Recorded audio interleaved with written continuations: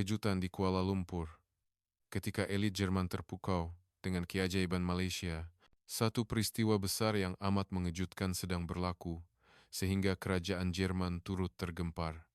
Mereka segera menyediakan satu laporan situasi kecemasan. Sekumpulan warga emas dari kalangan jutawan besar Jerman yang seumur hidup mereka hanya biasa bercuti di Switzerland atau Perancis, tiba-tiba pada waktu yang sama mula berebut-rebut membeli tiket penerbangan ke Malaysia. Ribuan daripada mereka berbuat demikian serentak. Apa yang berlaku sebaik sahaja mereka menjejakkan kaki ke bumi Malaysia telah menggegarkan seluruh masyarakat Jerman. Video ini diadaptasi daripada kisah benar. Sila berikan like dan langgan. Komen Anda yang positif amat kami hargai dan menjadi pendorong terbesar kami untuk menyebarkan lebih banyak lagi kisah yang menyentuh perasaan dan mengagumkan. Bab 1. Kekecohan kolektif dunia lama. Musim bunga tahun 2025 di Berlin, Jerman. Klaus, seorang pekerja veteran di sebuah agensi pelancongan mewah, menyaksikan adegan paling aneh sepanjang kerjayanya. Pelanggan yang biasa dilayannya adalah golongan elit Jerman, para hartawan dan bangsawan tua yang menetap di villa mewah pergunungan Alps Switzerland atau belayar dengan kapal layar persendirian di Laut Mediterranean. Namun, pada musim bunga kali ini, mereka seolah-olah dirasuk. Mereka bertalu-talu membuat panggilan untuk bertanya tentang penerbangan ke Malaysia. Pada mulanya, Klaus menyangka mungkin ada drama Melayu atau makanan Malaysia yang tiba-tiba menjadi tular, tetapi sangkaannya meleset sama sekali. Dia seakan tidak percaya dengan apa yang didengarinya, apabila seorang bekas menteri berusia 70-an yang amat dihormati berkata dengan nada serius di telepon, "Klaus, saya mahu ke Kuala Lumpur untuk merasai sendiri sistem LRT mereka. Sistem transit aliran ringan? Apa yang istimewa?" Ada pula yang berkata, "Saya tidak mahu ke restoran Michelin. Saya dengar mereka ada pasar malam tradisional yang sangat menarik." Apa yang lebih mengejutkan? Permintaan aneh seperti ini masuk berpuluh-puluh dalam masa hanya 1 atau 2 hari. Mereka sering menyebut satu perkataan, mengesahkan. Mereka mau melihat dengan mata kepala sendiri betapa teratur dan cekapnya masyarakat di Malaysia. Faham, bukan? Ini bukan sekadar percutian biasa. Ini adalah satu lawatan sambil belajar secara kolektif, satu misi penyelidikan sosial. Friedrich Schmidt, mantan Menteri Keuangan Jerman, dalam satu temu bual bersama majalah Der Spiegel, menyatakan, "Media Jerman setiap hari melaporkan betapa hebatnya sistem sosial di Malaysia. Saya sudah muak mendengarnya. Saya perlu pergi dan lihat sendiri sama ada ia benar-benar sehebat yang digembar-gemburkan." Rakan-rakannya juga berpendirian sama. Taikun perbankan, gergasi industri pembuatan, dan profesor dari universiti terkemuka, semuanya mula merancang perjalanan ke Malaysia secara senyap-senyap. Semua agensi pelancongan mewah di Berlin menjadi kelam kabut sepanjang mereka beroperasi. Inilah kali pertama mereka menerima pertanyaan yang begitu pelik. Mereka tidak faham mengapa pelanggan jutawan ini menolak jet pribadi dan hotel mewah, sebaliknya berkeras mahu merasai pengalaman menaiki bas awam, LRT, dan melawat hospital kerajaan. Akhirnya, agensi-agensi pelancongan terpaksa mereka bentuk satu package lawatan pemerhatian rakyat marhaen yang tidak pernah mereka bayangkan sebelum ini. Lebih dramatik lagi, kumpulan ini kebanyakannya terdiri daripada warga emas berusia antara 60 hingga 80 tahun. Mereka ini adalah tokoh-tokoh terkemuka dalam masyarakat Jerman. Tindakan mereka menunjukkan minat yang mendalam terhadap sebuah negara di Asia Tenggara, secara tiba-tiba telah menarik perhatian peringkat tertinggi kerajaan Jerman. Pihak kerajaan berpendapat bahwa tindakan kumpulan elit ini ke Malaysia secara beramai-ramai pastinya bukan untuk melancong semata-mata. Kementerian Luar Jerman secara senyap menghubungi kedutaan mereka di Kuala Lumpur untuk menyiasat apa sebenarnya yang sedang berlaku. Bab 2. Ribut yang dicetuskan oleh sebuah dokumentari. Punca semua ini adalah sebuah dokumentari tentang Malaysia yang disiarkan oleh stesen televisi awam Jerman, ARD. Dokumentari bertajuk Keajaiban Asia. Sistem sosial Malaysia itu menjadi tular seperti virus dalam kalangan golongan kaya Jerman, mencetuskan keinginan yang membara dalam diri mereka untuk menyaksikan semuanya sendiri. Apa yang paling menarik perhatian mereka adalah paparan tentang kecekapan sistem kerajaan dan perkhidmatan kesihatan di Malaysia, Penonton Jerman yang menonton rancangan itu benar-benar terkejut. Dokumentari itu bukan sahaja menggambarkan Malaysia sebagai sebuah negara maju dari segi teknologi, malah mendakwa keseluruhan jentera sosialnya berfungsi dengan lebih cekap berbanding Jerman. Terutamanya ketika pandemik pada tahun 2020, sistem pencegahan wabak yang diperkenalkan oleh Malaysia, ditambah dengan kepantasan proses membuat keputusan, telah memberi tamparan hebat kepada golongan cerdik pandai Jerman yang selama ini sangat berbangga dengan ketelitian dan kecekapan negara mereka. Ini tidak mungkin, mesti propaganda yang dibesar-besarkan. Itulah reaksi pertama mereka. Justru, mereka memutuskan untuk terbang sendiri ke sana dan melihatnya dengan mata kepala mereka. Industri pelancongan Jerman tergamam. Dalam masa seminggu sahaja, tempahan pakej mewah ke Malaysia melonjak sebanyak 300%. Lebih tidak masuk akal, mereka yang menempah tiket itu hampir kesemuanya adalah golongan 0,1% teratas di Jerman. Senarai nama mereka cukup untuk menjadi tajuk utama berita di Jerman, 12 pengerusi syarikat multinasional, 8 pengerusi lembaga pengarah bank, malah bekas CEO BMW dan Mercedes-Benz turut serta. Purata umur mereka adalah 68 tahun, dan ramai di antara mereka tidak pernah menjejakkan kaki ke Asia seumur hidup. Permintaan perjalanan mereka juga sangat pelik. Jet pribadi ditolak mentah-mentah. Mereka mahu menaiki kelas ekonomi dalam penerbangan komersial. Hotel pula, mereka memilih hotel perniagaan bertaraf sederhana, bukannya suite mewah 5 bintang. Jadwal perjalanan mereka lebih aneh. Mereka langsung tidak berminat dengan tempat-tempat seperti Pulau Langkawi atau Gua Batu. Sebaliknya, mereka secara spesifik meminta untuk melawat stesen MRT, pasar awam, hospital biasa, dan pusat khidmat kerajaan. Seorang bekas menteri malah menyatakan hasrat untuk pergi ke pejabat Dewan Bandaraya Kuala Lumpur, DBKL, untuk melihat sendiri bagaimana urusan rakyat diselesaikan. Agensi pelancongan Jerman buntu berhadapan dengan permintaan-permintaan aneh ini. Pejabat turisme Malaysia di Jerman juga terkejut. Biasanya, mereka hanya menerima sekitar 20.000 pelancong Jerman setahun. Kini, dalam sebulan sahaja, hampir 10.000 tempahan mewah masuk, dan pelancong ini langsung tidak berminat dengan pemandangan. Kerajaan Jerman mula merasa sangat bimbang. Penghijrahan besar-besaran tokoh-tokoh masyarakat ini membawa implikasi politik yang berat. Tujuan mereka sudah jelas, untuk membandingkan Malaysia dengan Jerman. Seorang bekas Menteri Ekonomi berkata dengan sinis dalam temu bual bersama Der Spiegel, "Saya ada membaca satu laporan yang mengatakan kerajaan Malaysia 10 tahun lebih maju daripada Jerman. Saya perlu pergi untuk mengesahkannya sendiri." Satu pertarungan besar antara Eropah Lama dan Asia Baharu secara rasminya telah bermula. Bab 3. Kejutan pertama di lapangan terbang. Saat para pembesar tertinggi Jerman ini benar-benar menjejakkan kaki ke bumi Malaysia, pandangan dunia mereka mula runtuh. Bagi kumpulan yang sudah terbiasa dengan kesengsaraan di lapangan terbang Berlin beratur panjang, mogok, dan huru-hara adalah rutin harian. Lapangan terbang antara bangsa Kuala Lumpur, Kelia, terasa seperti dari planet lain. Dari saat turun dari pesawat hingga keluar dari pintu terminal dalam masa kurang dari 5 menit, retakan pertama mula muncul pada ego dan rasa keunggulan mereka sebagai bangsa Jerman. Pada 15 April 2025, jam 2 petang, sebuah pesawat Lufthansa mendarat di Kelia. Penerbangan ini membawa kumpulan pertama, seramai 42 orang hartawan dan bekas pegawai tinggi Jerman.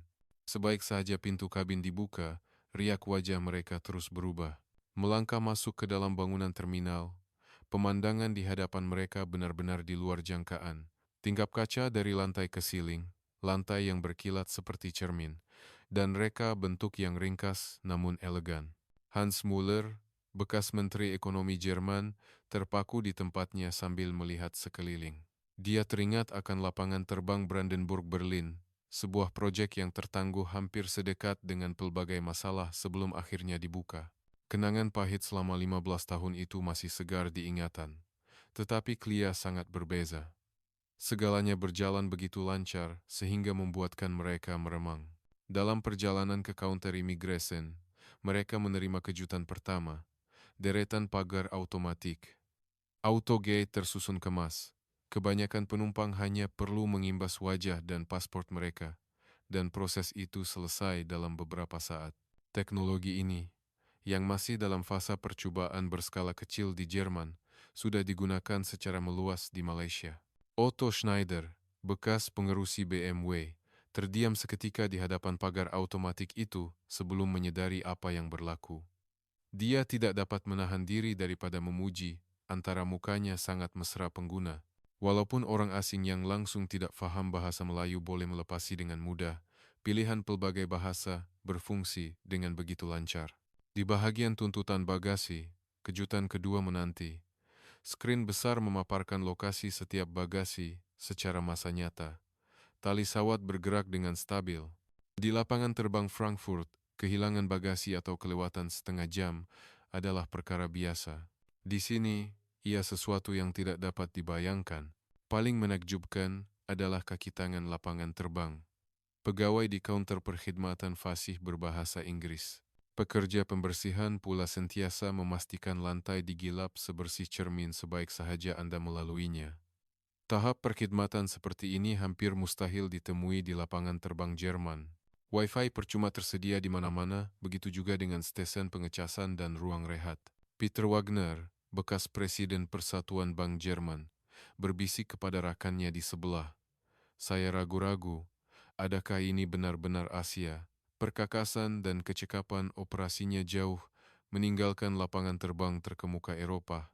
Ketika berjalan menuju ke laluan Clia Express, kejutan ketiga melanda. Eskalator dan lift turun tanpa henti, dengan semua kemudahan kelihatan bersih seperti baru. Papan tanda begitu jelas sehingga mudah difahami dengan sekali pandang. Setibanya di platform, kereta api tiba tepat pada masanya. Bahagian dalam gerabak lebih mewah daripada kereta api laju di Jerman, dengan tempat duduk yang luas dan hampir tiada bunyi bising. Dalam masa 15 menit sahaja, stereotipe mereka terhadap Malaysia sebagai negara membangun hancur berkecai. Apa yang mereka lihat adalah sebuah sistem yang mengatasi Jerman dalam semua aspek, dan kejutan yang sebenar baru sahaja bermula. Bab 4. Serangan dimensi keteraturan. Budaya disiplin di lebuh raya Autobahn yang menjadi kebanggaan orang Jerman kelihatan pudar di hadapan sistem lalu lintas Kuala Lumpur. Menaiki bas dari lapangan terbang melalui lebuh raya Utara Selatan Plus, kumpulan elit Jerman ini sekali lagi terpempan. Keadaan jalan raya di Malaysia sama sekali tidak seperti yang mereka bayangkan tentang Asia. Memasuki pusat bandar Kuala Lumpur, bangunan pencakar langit dan kawasan perumahan terbentang luas sejauh mata memandang. Apa yang lebih menakjubkan, di tengah-tengah komuniti padat ini, taman-taman dan kawasan hijau dirancang dengan begitu teratur. Bekas CEO Mercedes-Benz, Dieter Mayer, melihat keluar tingkap dan berseru, skala perancangan komuniti ini sungguh luar biasa. Sebuah komuniti besar dengan puluhan ribu penduduk, dibina menjadi sebuah bandar kecil yang lengkap. Pusat beli belah, sekolah, hospital, taman semuanya boleh diakses dengan berjalan kaki dalam beberapa menit. Inilah perancangan bandar bertaraf dunia yang sebenar. Apabila perhatian mereka beralih ke jalan raya, satu lagi kejutan menanti. Aliran trafik sangat sesak, tetapi pergerakannya lancar dengan menakjubkan. Tahap keteraturan ini mengatasi lebuh raya Jerman. Pertukaran lorong berlaku dengan tertib, dan lampu isyarat berfungsi dengan sangat efisien. Paling hebat, bas awam dan kendaraan persendirian tidak mengganggu antara satu sama lain. Lorong bas khas ditandakan dengan jelas dan tiada siapa yang berani mencerobohnya. Bas tiba di perhentian tepat pada waktunya. Klaus Hartmann, bekas Menteri Pengangkutan Jerman, berbisik, sistem bas awam yang sehebat ini, kita di Jerman pun belum mampu melaksanakannya. Peter Wagner, bekas Presiden Persatuan Bank, menyambung, dengan kepadatan penduduk Kuala Lumpur yang begitu tinggi, untuk mengekalkan ketertiban lalu lintas seperti ini adalah satu keajaiban. Berlin dan Hamburg lumpuh setiap kali waktu puncak. Kuala Lumpur berada pada tahap yang berbeza sama sekali. Pemandangan di stesen LRT dan perhentian bas sekali lagi membuatkan mereka ternganga. Orang ramai beratur secara sukarela, seorang demi seorang. Apabila kendaraan tiba, mereka bergerak dengan teratur, memberi laluan kepada penumpang untuk turun terlebih dahulu. Tahap kesopanan seperti ini dianggap cemerlang walaupun di Jerman. Apa yang paling mengagumkan adalah reka bentuk jalan raya yang mengutamakan pejalan kaki. Setiap lintasan belang mempunyai isyarat audio, khusus untuk membantu golongan cacat penglihatan. Kemudahan untuk orang kurang upaya jauh lebih terperinci dan lengkap berbanding di Jerman.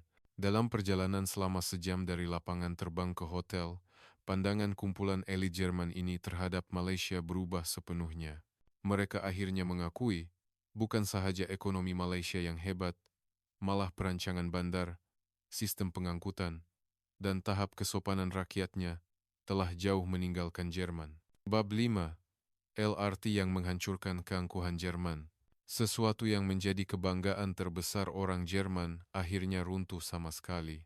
Kumpulan ini, yang seringkali dikecewakan oleh sistem kereta api bawah tanah Berlin yang usang, kotor, dan sering mengalami mogok atau kerusakan, merasa maruah mereka dipijak-pijak saat menaiki LRT Kuala Lumpur. Pada jam 9 pagi keesokan harinya, kumpulan jutawan Jerman ini berkumpul di stesen LRT TRX untuk merasai sendiri pengalaman menaiki pengangkutan awam. Kebanyakan mereka seumur hidup hanya menaiki kendaraan pribadi atau jet persendirian. LRT adalah sesuatu yang baru bagi mereka. Namun, rasa ingin tahu mengatasi segala-galanya. Mereka berkeras untuk mencobanya sendiri karena mau melihat betapa hebatnya sistem pengangkutan awam Malaysia. Sebaik sahaja melangkah masuk ke stesen, kejutan pertama menyambut mereka. Eskalator yang panjang membawa mereka turun, dan persekitaran di sekeliling sangat bersih, seolah-olah baru dibina. Ia berbeza sama sekali dengan stesen Uban di Berlin yang gelap, lembab, dan penuh dengan grafiti. Ingrid Müller, bekas Menteri Hal Ehwal Sosial Jerman, tidak dapat menahan pujiannya sebaik tiba di platform. Pencahayaannya terang seperti waktu siang, dan lantainya berkilat seperti cermin. Paling hebat adalah sistem navigasi. Skrin elektronik memaparkan maklumat dalam bahasa Melayu, Inggris, dan Cina dengan jelas menunjukkan masa ketibaan kereta api seterusnya dalam beberapa saat. Di Jerman, kelewatan atau pembatalan perkhidmatan adalah perkara biasa. Di sini, ia tidak wujud. Ketepatan masanya seperti jam loceng. Garisan kuning yang dilukis di platform juga membuatkan mereka kagum. Orang ramai secara sukarela berdiri di belakang garisan dan beratur. Apabila kereta api tiba, mereka secara otomatik memberi laluan ke kedua-dua belah pintu untuk membenarkan penumpang turun dahulu. Keteraturan seperti ini menjadi penanda aras walaupun di Jerman. Apabila kereta api tiba, kejutan kedua melanda. Mereka bentuk luaran gerabak lebih modern daripada kereta api bawah tanah terbaharu di Jerman. Pintu terbuka dan bahagian dalamnya sangat cerah, luas, dan selesa. Susunan tempat duduk adalah praktikal, dengan tempat duduk keutamaan ditandakan dengan jelas. Golongan muda secara otomatik akan bangun dan memberikan tempat duduk apabila melihat warga emas. Thomas Schneider, bekas CEO BMW, tidak henti-henti memuji kebersihan gerabak. Tiada secebis sampah pun di lantai. Tempat duduknya kelihatan seperti baru. Grafiti dan kerusakan yang biasa dilihat di Uban Berlin langsung tidak kelihatan di sini. Paling mengagumkan adalah adab penumpang. Mereka bercakap dengan suara yang perlahan, dan tiada siapa yang berani bercakap di telepon dengan kuat. Kebanyakan orang senyap melayari telepon atau membaca buku. Tiada siapa yang makan atau membuat bising, sama sekali tidak mengganggu orang lain. Tahap ketamadunan seperti ini jarang sekali ditemui di bandar-bandar besar Jerman. Di stesen pertukaran, kejutan ketiga datang lagi. Walaupun beberapa laluan bertemu dan strukturnya kelihatan rumit, papan tanda yang jelas memudahkan navigasi dan mustahil untuk sesat. Terdapat juga petunjuk dalam bahasa Jerman yang ditanda dengan sangat tepat. Proses pertukaran jauh lebih lancar berbanding di stesen sentral Frankfurt yang huru-hara. Kemudahan di stesen LRT juga mengejutkan mereka. Tanda sebersih hotel 5 bintang, kedai serbaneka, farmasi, malah mesin ATM semuanya lengkap. Barulah mereka sadar bahwa stesen LRT di Kuala Lumpur bukan sekadar hub pengangkutan, tetapi direka khas untuk menjadi ruang kehidupan yang selesa. Hans Bauer, bekas pengarah kereta api Jerman, berkata kepada rakan-rakannya dengan penuh kekaguman, "Ini bukan sekadar alat pengangkutan. Ini adalah manifestasi puncak peradaban sosial." Beliau merasakan bahwa tahap kesopanan dan ketamadunan masyarakat tempatan lebih mengagumkan daripada infrastruktur canggih itu sendiri. Selepas pengalaman menaiki LRT selama sejam, wajah kumpulan pembesar Jerman ini masih dipenuhi rasa tidak percaya. Mereka terpaksa menghadapi satu realiti pahit. Sistem pengangkutan awam Jerman yang selama ini mereka banggakan sebagai yang terbaik di dunia, sebenarnya ketinggalan sekurang-kurangnya 1 dekade berbanding Malaysia. Bab 6. Penghakiman muktamad sistem kesihatan. Keangkuhan sistem perubatan Jerman runtuh serta-merta. Bagi golongan elit ini, yang sudah biasa menunggu berhari-hari, malah berminggu-minggu untuk mendapatkan janji temu dengan dokter pakar di Jerman, pengalaman mereka di sebuah hospital di Malaysia adalah satu tamparan hebat dalam dunia perubatan. Menyelesaikan semua pemeriksaan dalam masa 2 jam, kejutan mereka tidak dapat diungkapkan dengan kata-kata. Pada pagi hari ketiga, satu insiden tidak dijangka berlaku. Salah seorang ahli rombongan, Rudolf, bekas ahli lembaga bank persekutuan Jerman, tiba-tiba merasa pening dan sesak dada. Lelaki berusia 72 tahun itu mempunyai sejarah penyakit darah tinggi dan kencing manis, menyebabkan semua orang sangat bimbang. Pemandu pelancong segera membawanya ke pusat perubatan Prince Court. Sebelum tiba di jabatan kecemasan, semua ahli rombongan Jerman itu berdebar-debar. Mereka tertanya-tanya, sebagai warga asing, adakah mereka akan menerima rawatan yang baik di Malaysia? Namun, dari saat mereka melangkah masuk ke hospital itu, pandangan mereka terhadap dunia perubatan dibentuk semula. Kejutan pertama, tiada halangan bahasa. Kaki tangan di kaunter pendaftaran bertanya tentang keadaannya dalam bahasa Inggris yang fasih dan segera mengaturkan seorang penterjemah berbahasa Jerman. Di Jerman, penterjemah perlu ditempa beberapa hari lebih awal. Di Malaysia, ia diselesaikan serta-merta. Kejutan kedua, kecekapan luar biasa. Proses pendaftaran begitu pantas sehingga membuatkan mereka tidak percaya. Pengesahan maklumat, urusan insurans, dan temu janji dokter, semuanya selesai dalam masa kurang dari 10 menit. Di Jerman, proses menyemak butiran insurans sahaja boleh mengambil masa berjam-jam. Kecekapan sistem komputer di sini berada pada tahap yang berbeza. Kejutan ketiga, persekitaran yang sangat selesa. Ruang menunggu memberikan kejutan seterusnya. Walaupun di jabatan kecemasan, suasananya selesa seperti lobi hotel 5 bintang kerusi yang bersih, pencahayaan yang lembut, dan suasana yang tenang. Ia sangat berbeza dengan jabatan kecemasan di Jerman yang sesak dan bising. Kejutan keempat, kepantasan pemeriksaan. Ujian ECG, X-ray dada, ujian darah, dan imbasan CT, semuanya selesai dalam masa sejam. Di Jerman, untuk mendapatkan slot imbasan CT sahaja perlu menunggu beberapa minggu. Di sini, laporan pemeriksaan boleh diperoleh serta-merta. Maria Schmidt, bekas timbalan Menteri Kesihatan Jerman, berbisik kepada rakannya, ini bukan lagi perkhidmatan perubatan. Ini adalah revolusi perubatan. Hospital university terbaik di Jerman pun tidak mampu secepat ini.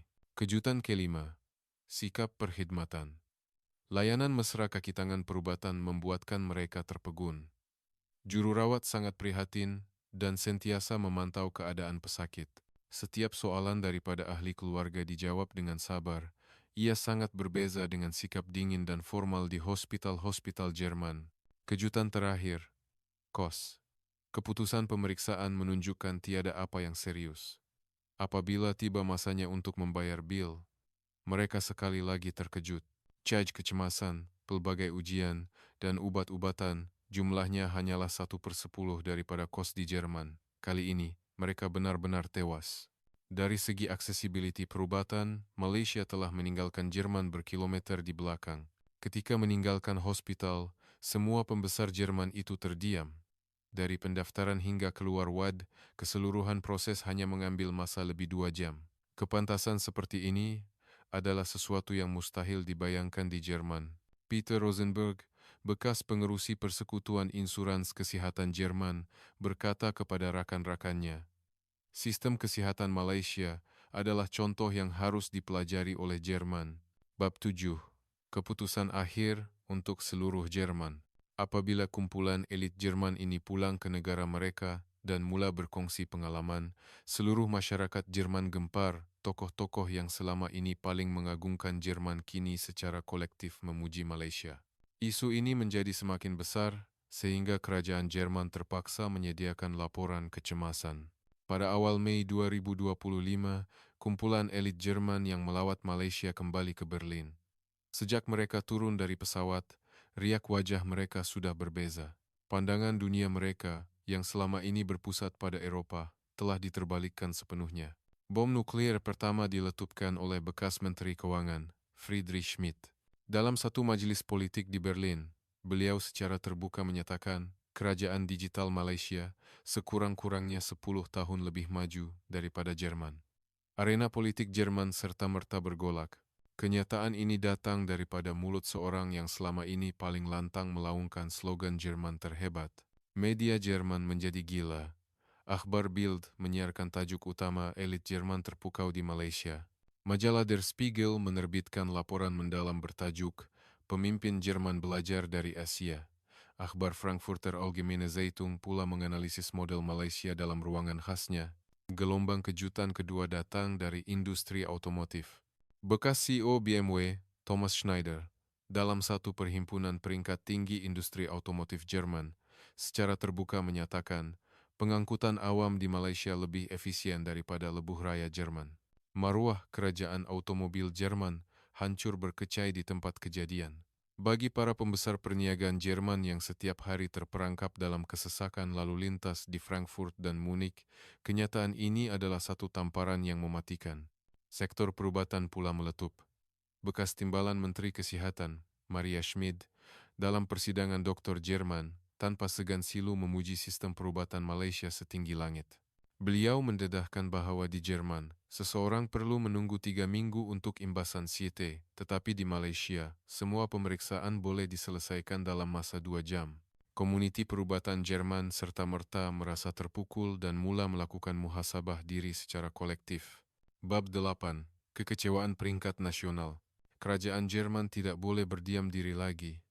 Melihat bagaimana tokoh-tokoh masyarakat silih berganti memuji Malaysia, isu ini menjadi semakin besar.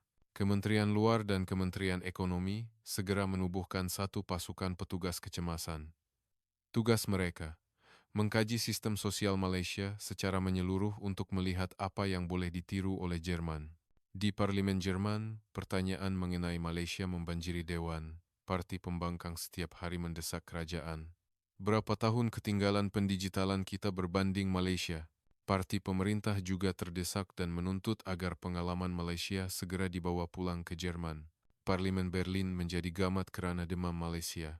Reaksi rakyat Jerman juga sangat hebat. Orang biasa suka melihat drama ini. Pengalaman pribadi golongan elit ini disiarkan secara meluas oleh media setiap hari, menyebabkan rakyat biasa juga mula menaruh minat yang mendalam terhadap Malaysia. Jumlah pendaftaran untuk kelas bahasa Melayu di Berlin dan Munich melonjak 10 kali ganda. Tempahan tiket penerbangan dan hotel ke Malaysia meningkat sebanyak 500% berbanding tahun sebelumnya. Kesimpulan akhir yang dikeluarkan oleh kerajaan Jerman lebih mengejutkan. Laporan kecemasan setebal 200 muka surat yang disediakan bersama oleh Kementerian Ekonomi dan Kementerian Luar diberi tajuk Pengalaman Malaysia, Runtuhnya Pandangan Dunia Elit Jerman dan Impak Sosialnya. Laporan itu secara terus terang membuat kesimpulan. Malaysia bukan sekadar sebuah negara di Asia Tenggara.